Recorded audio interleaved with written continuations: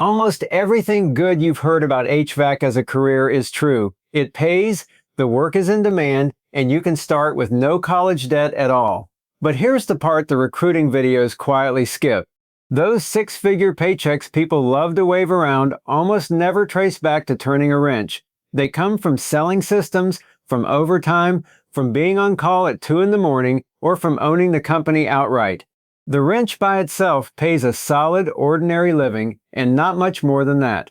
So the real question isn't whether HVAC pays, it's which rung of the ladder you're actually climbing toward. Because that's the thing almost nobody frames correctly. HVAC isn't one job with one steady paycheck.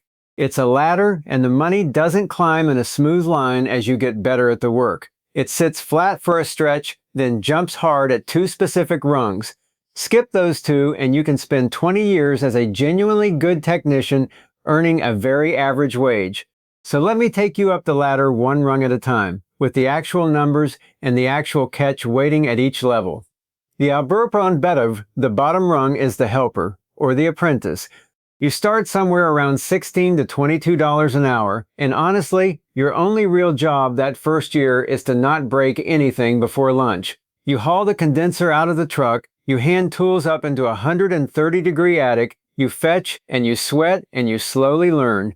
Within about a year, you'll earn your EPA 608 card, which is the federal certification you legally need before you can touch refrigerant, and every single tech has to hold their own. But one thing about this rung matters more than the pay. This is where most people quit.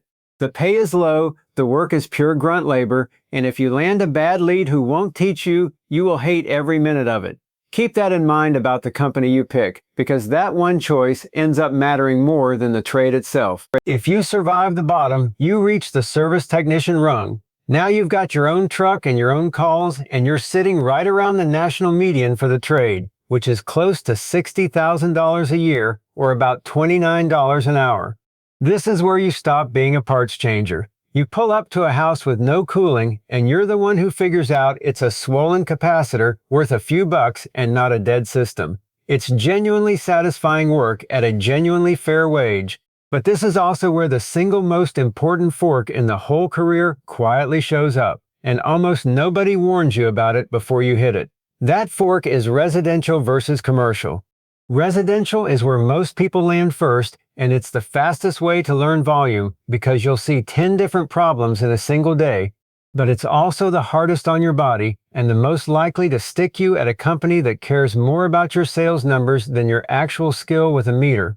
Commercial pays roughly $10,000 to $20,000 a year more, gives you steadier 40-hour weeks, bigger equipment to work on, and you're not crawling through somebody's living room. The advice from techs who've done both lands the same way every time.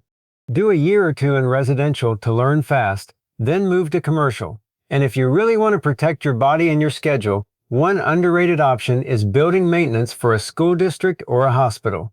Strong benefits, slow pace, and some shifts you might swap a single blower motor the whole day. This is the rung where the money gets misunderstood. The pay charts show a nice steady climb, but the real earnings split in two right about here. The base hourly tops out lower than you'd expect, somewhere in the $30 to $35 range for a straight service tech in most markets. The people clearing real money almost all stapled something extra on top of that base, and the cleanest thing to staple on is a specialty. The clearest one is controls, also called building automation. It's mostly laptop and meter work instead of lifting compressors all day, and it pays $80,000 to $110,000 and up. Commercial refrigeration and chiller work sit in that same bracket. So the technician who specializes pulls away from the one who stays a generalist, and it really isn't close. If I were starting this over today, I would point myself straight at controls and not look back, because that is where the money quietly went. Then there's the rung that changes the whole picture, which is owning the company. This is where those six-figure stories actually come from. But go in clear-eyed because the first year is brutal. You're financing your own truck, stocking your own parts, chasing your own unpaid invoices, and a lot of brand new contractors fold inside that first year or two.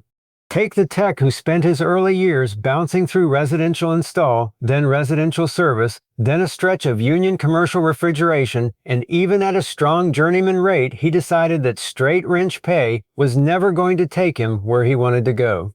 So he left to run a power plant instead. His takeaway was blunt and clear: get into HVAC if you fully intend to specialize hard or own a business, because the wrench alone tops out. And the owners who did break past that ceiling almost all say the same thing back. The real money showed up the year they stopped turning wrenches themselves and started running crews. So that's the ladder, and you can see the actual shape of it now. Flat, then flat again, then a jump at specialty, then a bigger jump at ownership. Which brings us to the honest part, the stuff the recruiting videos leave lying on the floor. The body pays a real price for this work, and techs even have a saying for it.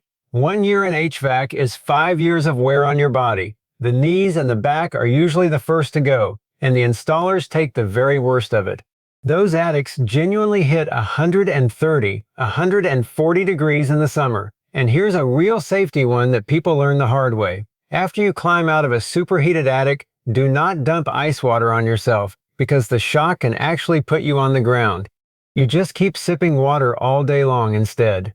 The schedule is the next problem. In summer and winter, you can be buried under 80-hour weeks and on call at midnight, and then spring and fall roll in, the work dries up, and your income drops with it. On call is the thing techs name most often for wrecking their home life, because if you don't answer that phone, your competitor will. And there's one more warning that came up more than any other. If a company's first move is to hand you a sales quota before it hands you a meter, walk away. That is the one red line I would not cross myself. The single most agreed on piece of advice from experienced techs is do not work for a shop that forces you to sell. The job is hard enough without commission pressure riding on top of every service call you run. This is the same reason your first company matters more than the trade ever does. A shop that trains you and then leaves you alone to actually learn is what makes the career. A shop that burns you for cheap labor is exactly why so many people quit in year one and then blame the whole industry. So let's answer the question the techs themselves keep circling back to, because it's probably your real question underneath all of this. Is any of this actually worth it, versus a calm office job that pays a few dollars more and has you home by 6? So here is the honest trade-off. The office job wins on your body, your schedule, and pure predictability. Flat out, no contest. HVAC wins on 4 different things. You start with little or no debt, and you get paid while you learn instead of paying tuition to sit in a lecture hall. The skill can't be outsourced or automated away, so the work is genuinely recession resistant. There's a real ceiling if you specialize or own, higher than most office tracks ever reach. And at the end of a day, you can point at a freezing house you made livable again, which sounds small right up until you've spent a few years pushing paper that just vanishes. My own read is simple. If you already know a desk would wear you down, the pay comparison mostly settles itself. Which of those sides matters more to you is the actual decision. Anyone pushing only one side of it is selling you something. If you decide it really is you, the smart way in is a lot cheaper than people assume. You don't need a fancy 4-year degree for any of this. An apprenticeship is the best value by a wide margin, because you earn $15 to $25 an hour while you train. The company often pays for your schooling, and you walk out with no debt and a journeyman card in hand. If you'd rather do school first, a 2-year associate at a community college beats a 6-month for-profit certificate mill, and it usually costs you less in the end too. Either path, you'll want that EPA 608 to get your foot in the door. And if you're sitting there worried that you might be too old to start, that's the most common question these techs get asked, and the answer is almost always no. People start at 30, at 40, later than that. You just have to grind a little harder on the book learning after hours to catch the younger guys up. The specific programs and starter tools worth a look are linked down below. One last thing, and it's the reason this is a genuinely good moment to start. The trade is running out of people. More than half the current workforce is over 45 and heading for retirement, and roughly 3 of them walk out the door for every 1 apprentice who walks in. The industry is already short somewhere around 110,000 technicians, and that gap is widening, not closing. At the same time, the skill bar is climbing fast. The old refrigerant R410A got phased out of new systems at the start of 2025, replaced by newer A2L blends that are mildly flammable and need different handling on the truck. Add smart systems and building automation on top of that, and the techs who keep learning are pulling clean away from the ones who stopped years ago. So the opening is real, and the pay ceiling above the wrench is real. Get in now, aim past the wrench from the very start, and never stop leveling up, because that is the version of this career that actually pays what everyone keeps promising.